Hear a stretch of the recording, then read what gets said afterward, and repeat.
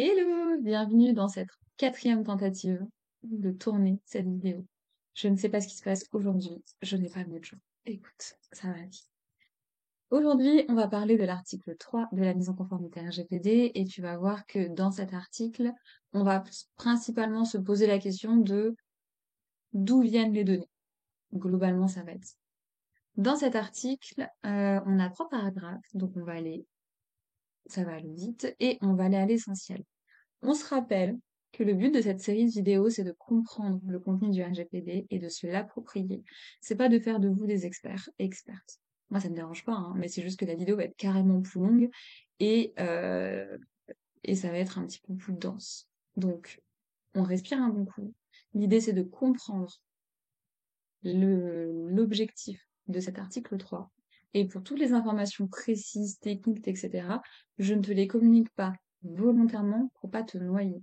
C'est pas la peine de m'écrire en DM pour me dire il manque ci, il manque ça. Non, il manque rien du tout. C'est prévu dans la stratégie de contenu pour que on comprenne l'article et pas qu'on devienne des experts du RGPD.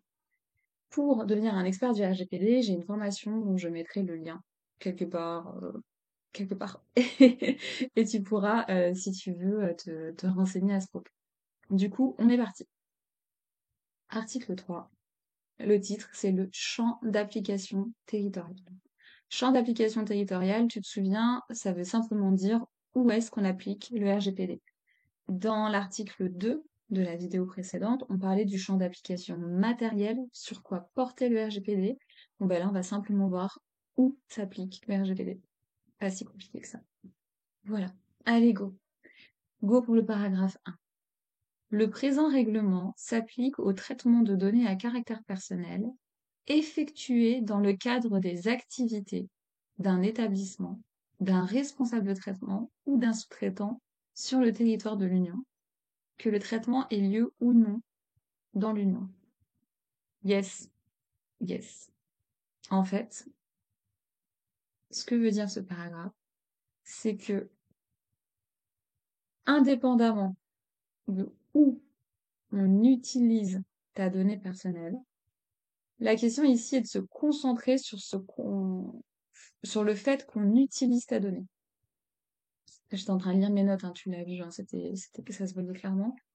En fait, l'idée ici, c'est pas de savoir où est implantée la société et du coup, où est-ce qu'elle utilise ta donnée personnelle.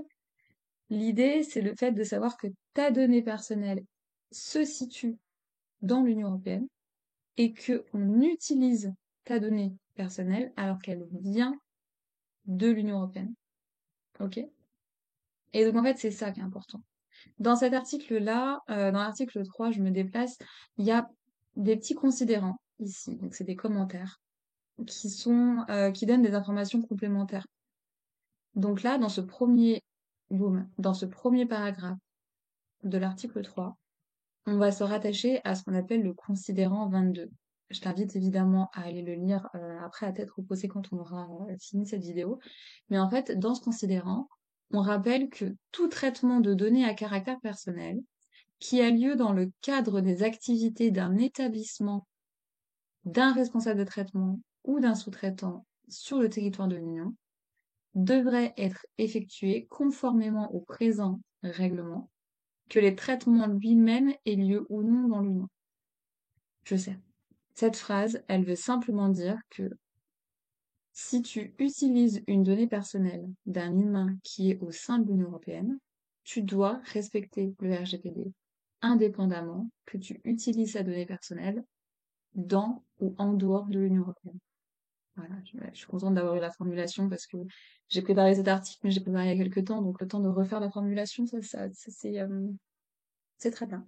Donc si tu dois retenir qu'une chose de ce paragraphe, c'est ça. Et dans le considérant 22, tu vois ici, oula, ici, là, le reste du paragraphe, c'est pour devenir un expert RGPD. C'est simplement, si tu veux, si tu es étudiant en droit, si tu es DPO, ou si tu es en train de passer la certification pour être DPO, expert RGPD, c'est une petite précision que tu dois savoir. Je t'en parle pas maintenant parce que j'ai vraiment pas envie de t'angoisser et j'ai pas envie de te noyer dans l'information. Mais si tu as envie de devenir un expert RGPD, tu peux lire ce petit paragraphe.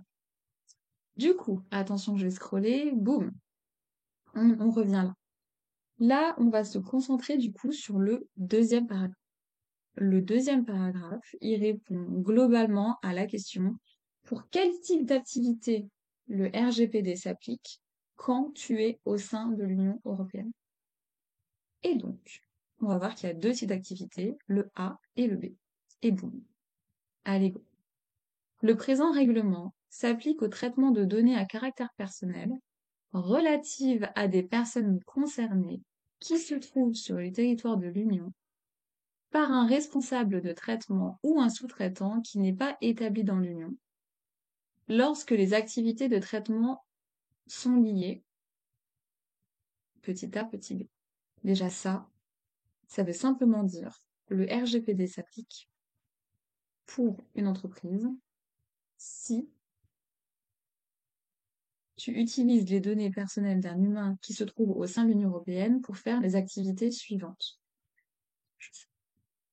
Petit a, si ton activité, c'est faire une offre de biens ou de services à des personnes concernées dans l'Union européenne, indépendamment que tu exiges un paiement ou non.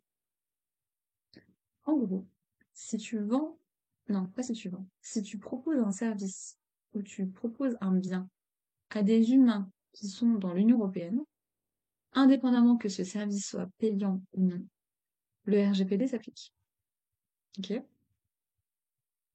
Ensuite, on va voir dans le petit b que le RGPD s'applique pour des humains présents au sein de l'Union européenne pour l'activité suivante, le suivi de comportement de ces personnes, dans la mesure où il s'agit d'un comportement qui a lieu au sein de l'Union.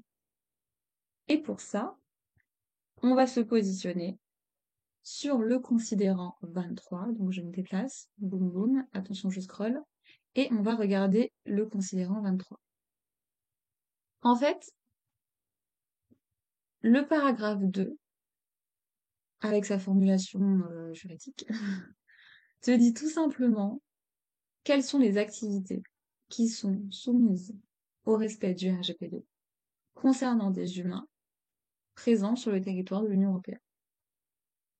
Et quand on prend un peu de recul et qu'on se détache du texte, les grandes catégories d'activités sont trop ciblées, c'est la vente ou la vente de biens, de produits, et la prestation de services. Jusque-là, on se fout pas énormément. Et avec la digitalisation, on a inclus le suivi des comportements, donc c'est le profilage, donc c'est tout ce qui est nourrir les algorithmes. Ça, on va le voir dans l'article, on fait le 3 dans l'article 4, où il y aura une définition bien précise du suivi de comportement. Mais effectivement, ça fait partie des choses qui sont, par leur nature, par leur activité, soumises au respect du RGPD dès lors qu'il s'agit d'un humain qui se trouve au sein de l'Union européenne. De toute façon, le suspense est pas fou. Le titre de cet article, c'est quand même bien. Il y a des changements de lumière, je suis désolée. Je vais pas savoir gérer ça au montage. De toute façon, je fais pas de montage. Donc, désolée pour ça. Là, je ressemble à un vampire, c'est magnifique. Bon, on se fiche.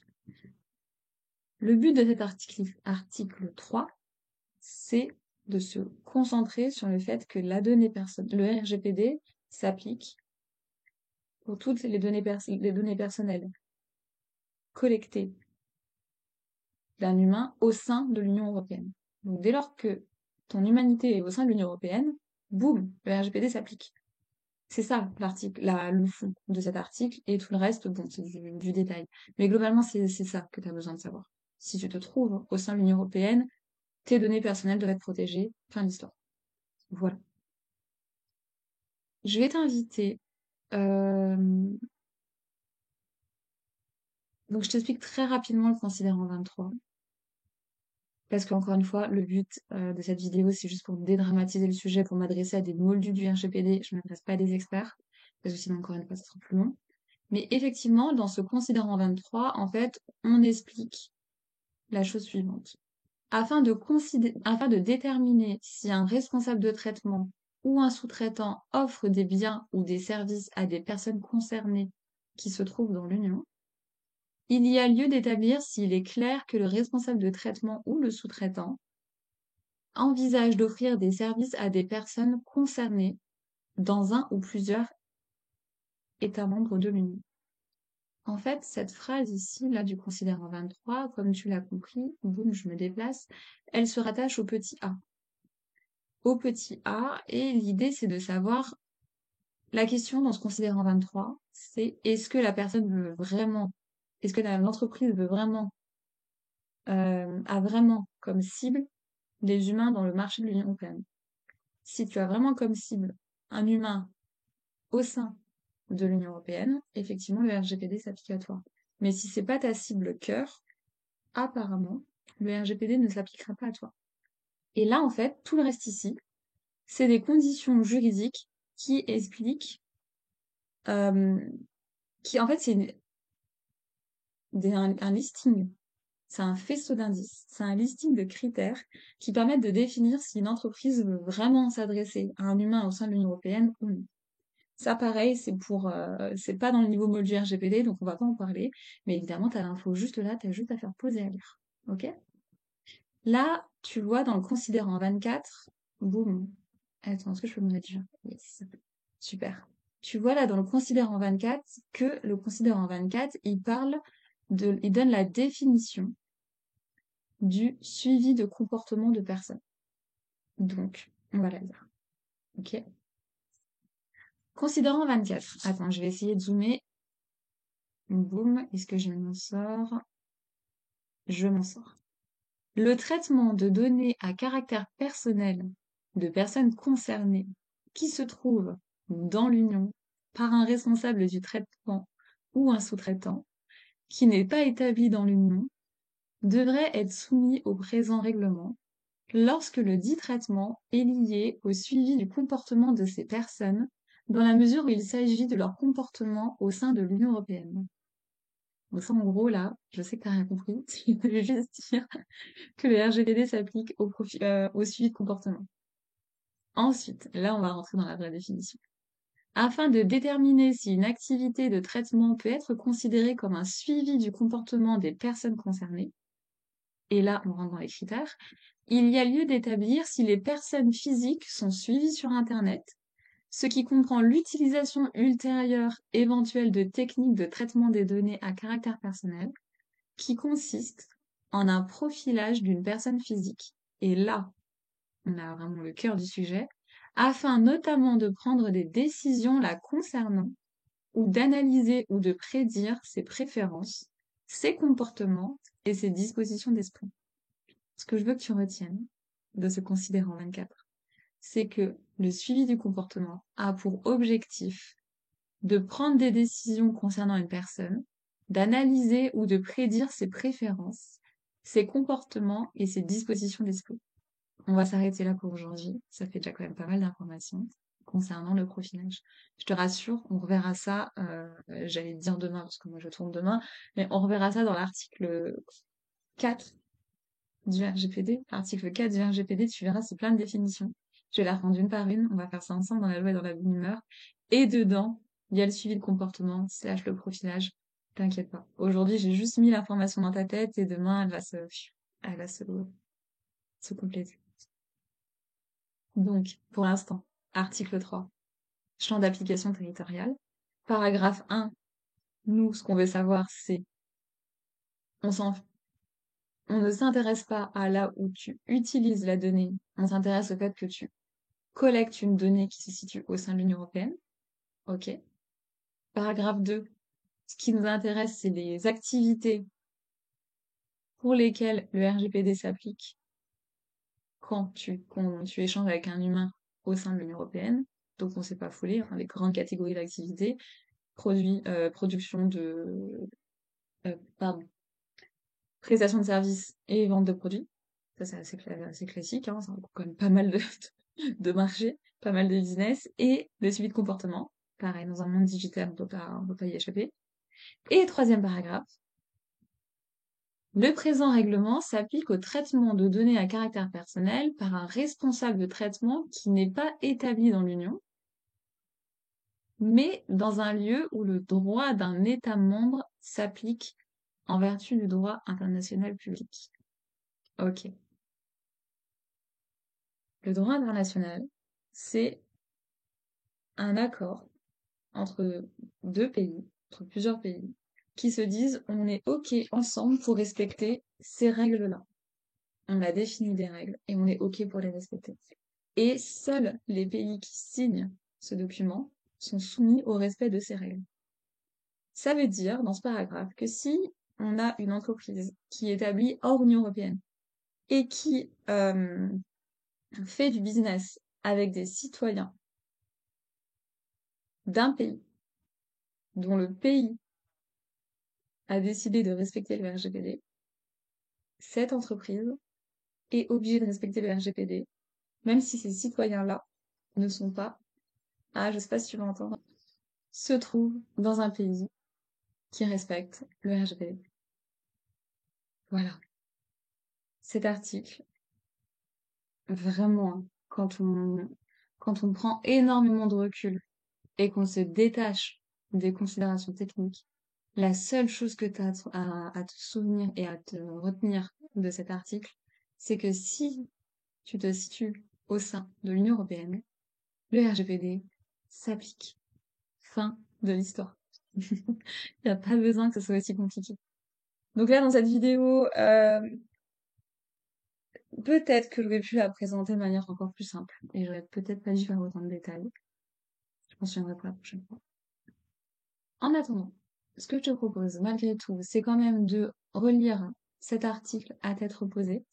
Je t'invite à lire les considérants 22, 23, 24 qui sont ici. Donc le 22, le 23, boum, et le 24. Ça te permettra de te reposer l'esprit, avoir les informations un peu plus claires. Et en fait, c'est tout. Je sais plus. J'allais partir avec ça sur quelque chose, mais je me souviens plus. Donc, c'est vraiment la fin. Je te souhaite une très belle journée. Merci d'être venu pour regarder cette vidéo et puis à très vite.